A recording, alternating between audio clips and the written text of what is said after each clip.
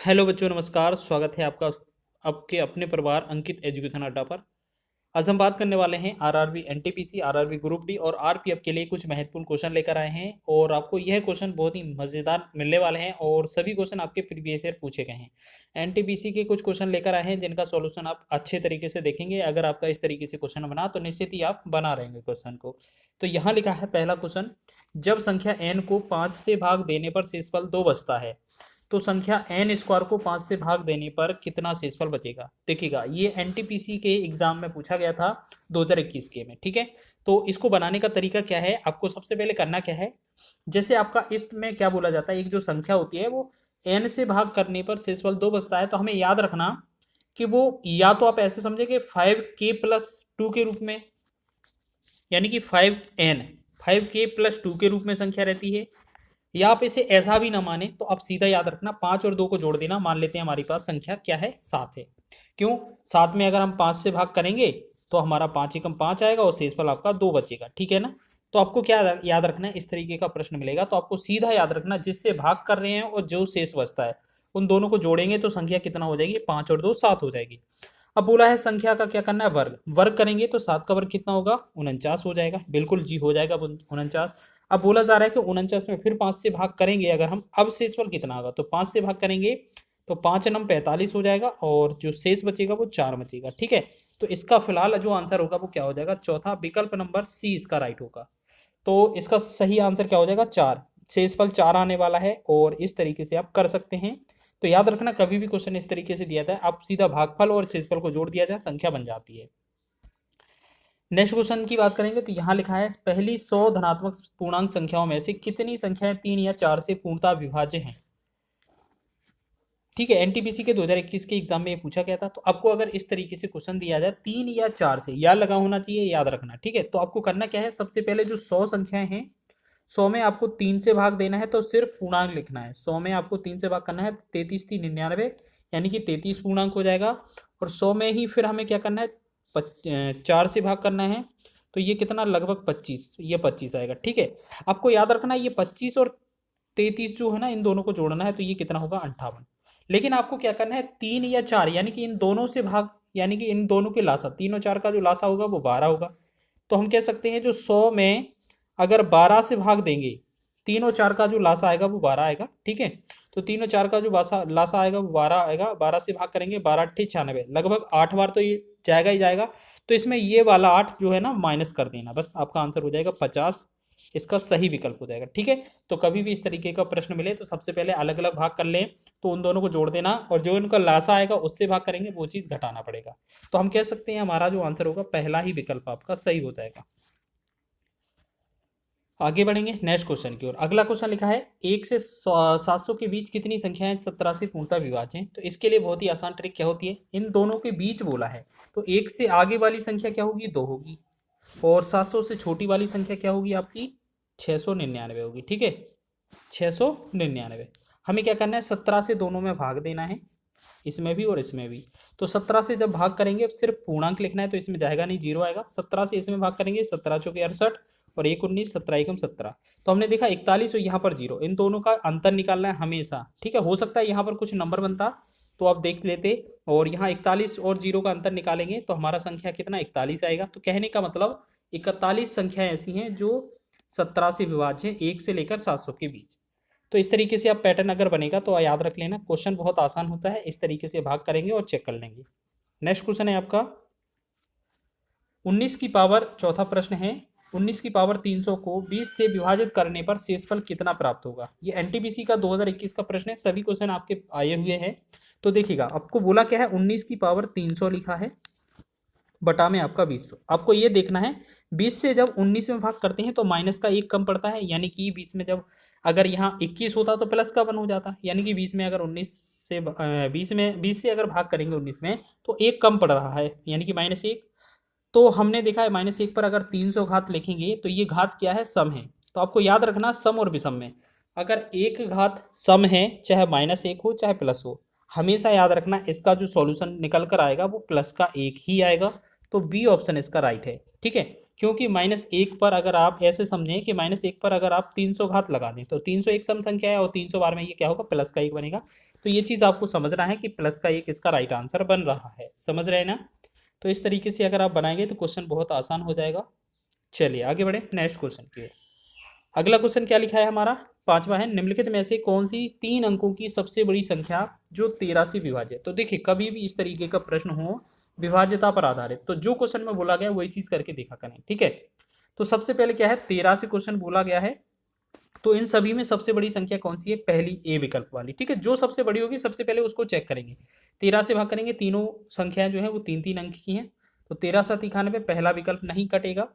फिर आपको इन दोनों में चेक करना है, तो 988 वाली देख लेते हैं, 13 7 91 और 13 6 78, यानी कि सी विकल्प हमें लग रहा है कि ये हमारा कट जाएगा, ठीक है। बाकी 13 6 78 और ये वाला तो नहीं कटेगा, तो कहने का मतलब हमारा आंसर क्या होना चाहिए, 988।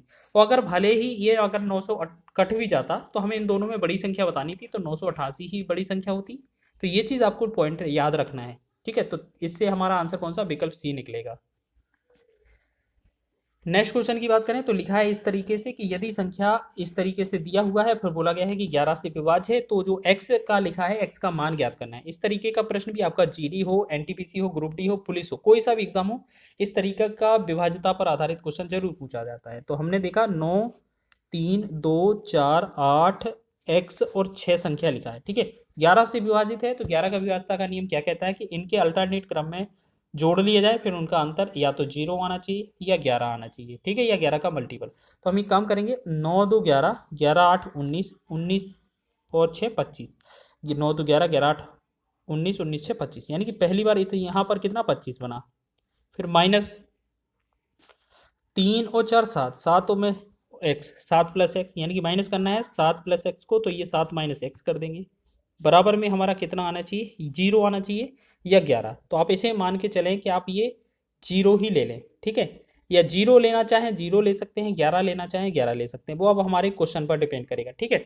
अब हमने देखा यहाँ से हमारा x इस तरफ आ जाएगा, तो 25 में से 7 चला जाएगा, तो ये कितना बनेगा 18, 18 और यहाँ पर क्या हो जाएगा x, ठीक है। हमने देखा 18 तो ऑप्शन है नहीं, तो अब क्या किया जाएगा, देखो अब क्या किया जाएगा, इसमें 18 में से हमें क्या करना है 11 हटा देंगे, तो 11 हम माइनस कर देंगे, या 11 का कितना भी योग घटा देंगे, 11 हटा देंगे एक बार, तो 11 7 18, तो इसका जो आंसर आएगा वो 7 आएगा, ठीक है। क्यों, क्योंकि हो सकता है हम 0 की जगह अगर 11 ले लेते तो हमारा आंसर एक बार में ही आ जाना था। तो आपको याद रखना है, या तो हमारा 0 लेना पड़ता है या 11 लेना पड़ता है, 11 का मल्टीपल। तो हम क्या करेंगे, 0 ले लेंगे तो हमारा 18 आंसर बनेगा, लेकिन 18 आंसर हमारा विकल्प में हो नहीं सकता, क्यों, 11 से बड़ी संख्या होती ही नहीं है। तो हमें क्या करना होता है, फिर 11 अपनी तरफ से हटाते हटाते जाना है, और जब तक 11 से कम ना बचे जब तक हमें आंसर नहीं करना है, ठीक है। तो 11 से कम हो जाता है 7, 18 में से अगर 11 कम करेंगे तो 7 बचेगा, तो 7 ही हमारा सही आंसर हो जाएगा। तो इस तरीके से ये भी प्रश्न आप कर रहे होंगे। अगला क्वेश्चन बहुत ही महत्वपूर्ण है और बहुत ही कम बच्चे इसको जानते हैं।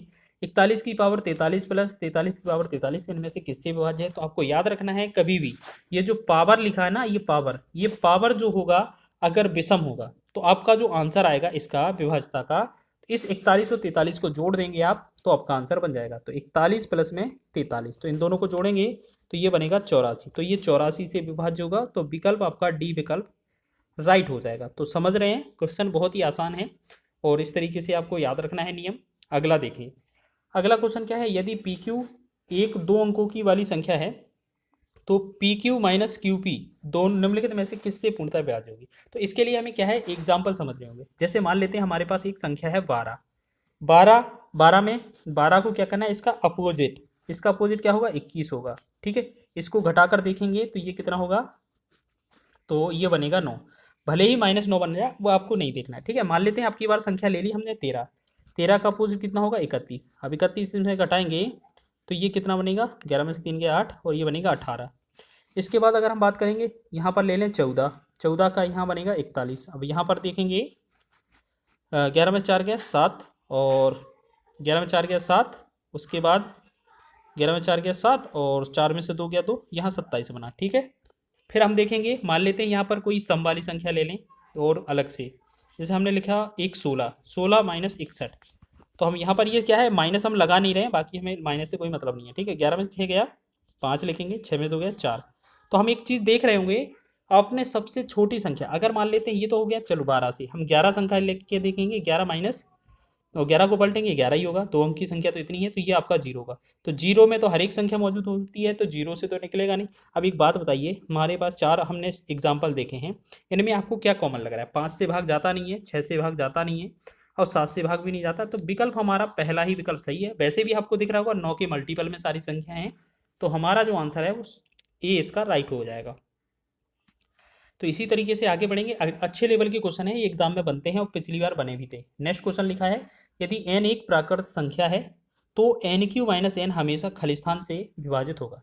तो हमने क्या बोला था कि n एक प्राकृत संख्या है, तो मान लेते हैं इसमें जो क्वेश्चन दिया है ना NQ माइनस एन, तो इसको क्या करेंगे हम एक एक करके n प्राकृत संख्या रखकर देखेंगे। पहले n बराबर 1 रख के देखेंगे, तो n बराबर 1 का घन माइनस 1 करेंगे तो ये 1 माइनस 1 बराबर 0 बनेगा, ठीक है। अब यहाँ 2 का घन करेंगे माइनस 2 कर देंगे, तो ये 2 का घन 8 होगा, माइनस 2 हो जाएगा, तो ये कितना बनेगा 6। 3 का घन लिखेंगे माइनस 3 लिखेंगे, तो 3 का घन 27, माइनस 3 करेंगे तो ये कितना बनेगा 24। उसके बाद एक और एग्जाम्पल ले लें, 4 का घन लिखेंगे माइनस 4 लिखेंगे, 4 चौके 16, 16 चौके 64 में से 4 गया, यानी कि 64 माइनस 4, तो ये बनेगा कितना 60।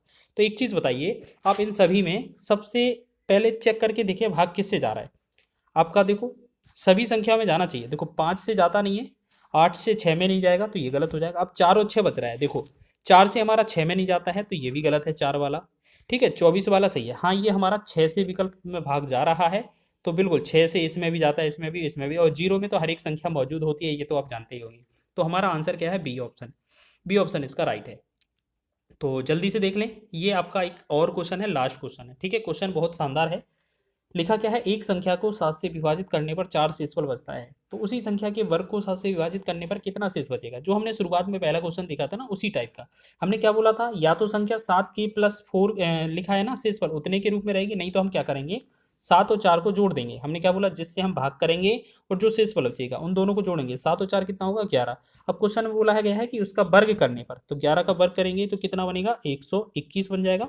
अब 121 को हमें क्या करना था, 7 से भाग करना है, तो देखिएगा 121 को अगर तुम 7 से भाग करेंगे, अगर हम 7 से भाग करेंगे तो 7 एकम 7, यहाँ पर 5 बचेगा, ठीक है, 5 पे एक अंक, 7 सते 49 हो जाएगा, तो 49 यहाँ पर 2 बचेगा, ठीक है। तो शेषफल हमसे पूछा था, तो हमारा क्या हो जाएगा, कितना शेष बचेगा, तो ये 2 बचेगा। तो इस तरीके से आप आसानी से बना सकते हैं क्वेश्चनों को, और इस तरीके के प्रश्न जो है वो आपके प्रीवियस ईयर पूछे गए थे। देखिएगा हर एक क्वेश्चन आपका एनटीपीसी का था, आपने अच्छे ही क्वेश्चन को सॉल्व किया है, और अगर इस तरीके का प्रश्न बना तो निश्चित ही आप इस क्वेश्चनों को बना रहे होंगे। वीडियो अच्छा लगा है तो वीडियो को लाइक करें, शेयर करें, चैनल पर नए हैं तो चैनल को सब्सक्राइब कर लें। हाँ, अगर आप प्रैक्टिस करना चाहते हैं तो हमने प्लेलिस्ट बनाया हुआ है चैप्टर वाइज, वो आप देख लेंगे, तो निश्चित ही आपका जो स्पीड है वो बूस्ट होने वाला है। बेहतरीन तरीके से आपको बताया गया है हर एक क्वेश्चन को।